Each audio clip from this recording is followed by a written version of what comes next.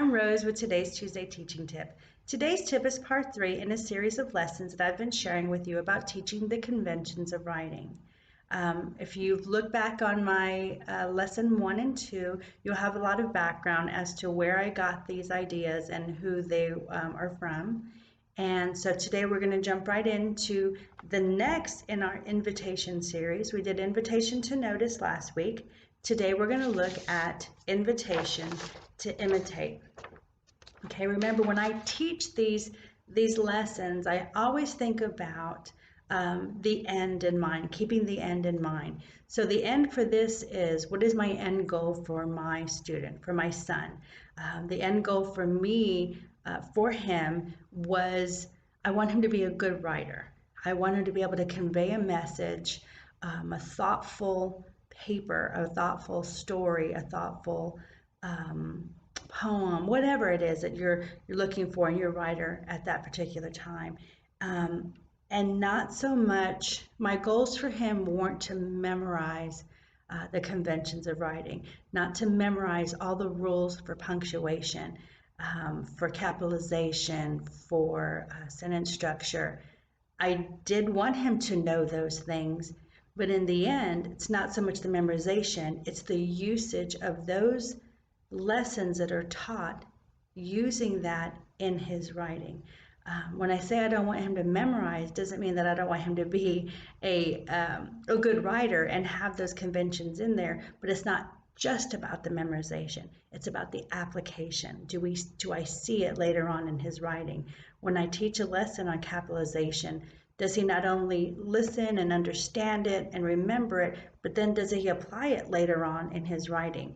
Because I had a lot of experience in teaching, and when I taught in isolation like that, and we taught grammar separately from writing, I wouldn't see it in my students' writing later on. And so this is just kind of the blending of the two. You're doing the lesson, you're looking at what the rule is, and then you're immediately applying it. All right, so this week's invitation to imitate. So again, we're looking at the brilliance of the writing of an author who's already written and it's been edited, it's been revised, and it's been published, and we deconstruct it.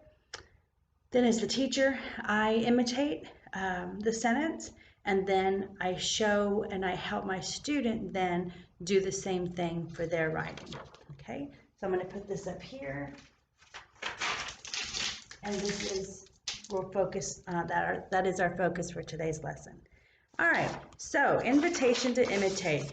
Remember last week our model sentence was, she tucked her beak beneath her wing. And I was thinking back when I was young and I'd get caught with gum in my mouth. A lot of the times the adult, either my parent or my teacher, would ask me to lift my tongue up so they can see if the gum was under there. But I learned to stick the gum on top of the roof of my mouth. And so that, I don't know why that sentence came to mind, but here it is. I stuck my gum atop the roof of my mouth. And so I'm looking at the parts here that I have highlighted. I kind of deconstructed this sentence. Here's an action here, and then here is the preposition. So here's the action. I stuck my gum atop the roof of my mouth. She tucked her beak beneath her wing. So that model sentence, again, it's loosely based on Kate DiCamillo's sentence there.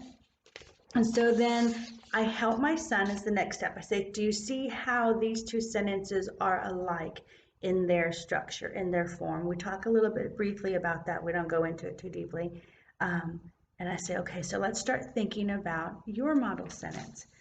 I told him, I read your story the other day about going to the baseball game. And I think I found a really good place to use one of these sentences. So I'll read it to you really quickly. So it says, this is my son's journal, writing journal here. We went to a baseball game. He said, at the entrance, I was thinking about what overpriced baseball game food I was going to get. I ended up getting a Texas foot-long corn dog. The corn dog breading was dry, and it had the taste of cornbread. so they weren't wrong. Overall, it was the worst $2 I had ever spent. I went back to get a proper hot dog. Now that I was settled in, I watched as a batter from the other team went to the plate. All right, so I said, wait a minute, you didn't like the corn dog. You only took one bite of the corn dog. Where did it go? And he goes, oh, well, I put it under the seat. I'm like, you put it under the seat? He's like, yeah, so that I wouldn't feel bad about not eating the whole thing. I was like, well, that's okay. I mean, he thought he was going to get in trouble months later. And so I said, that sounds like you did what with the corn dog? Because I put it underneath the seat. Okay, so let's think of a sentence that you can add to your story to tell me what happened to the corn dog. So you went to go buy the hot dog. I want to know what happened to the corn dog. And he's like, oh yeah, I can put one of those there. All right, so you put the corn dog under the seat. That's the sentence. I put the corn dog under the seat. And he's like, okay. And so he thought about it a second, goes, no, I shoved the corn dog beneath the stadium seat. I'm like, oh, I like that. So his sentence was, I shoved the corn dog beneath the stadium seat, and then got up to go get a hot dog, a proper hot dog, I think he said.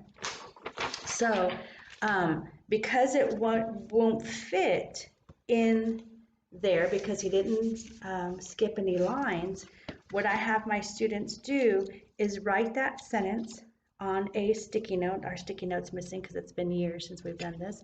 And so he would have written, I shoved the corn dog beneath the stadium seat on this sticky note and placed it, and would draw a little arrow where the sentence would go, so that when we went to publishing our piece, he would know, this is where I revised my writing. I edited, fixing problems in my story, but revised it, made it even better.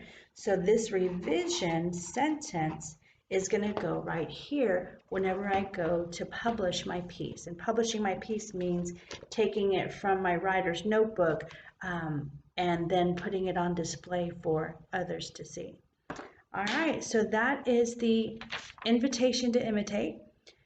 Next week, we're going to look at the invitation to celebrate, and so you get to see what the next step in learning this type of writing process, these grammar convention lessons in writing, how it flows. Until then, happy reading, happy writing.